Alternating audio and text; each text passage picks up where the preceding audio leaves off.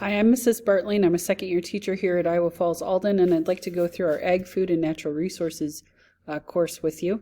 This is offered the second and fourth 9 weeks of the 2021 school year this year. It is our introductory course into general agriculture, and it's offered to freshmen and individuals who've not had any ag experience as a prerequisite to other courses.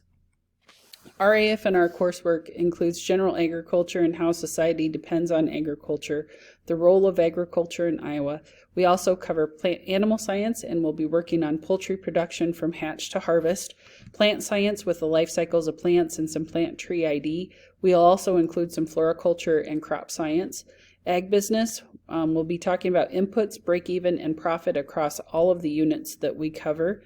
We're also going to be working with some food science where we're covering and discussing the processing of food that's safe and nutritious with our jerky unit. We'll also be working on FFA knowledge and SAEs and helping students understand the role of entrepreneurship as well as work ethic and employability skills through their SAEs. If you have any questions about this program or this course, please feel free to give me a call or email me here at the school. Thanks for your time.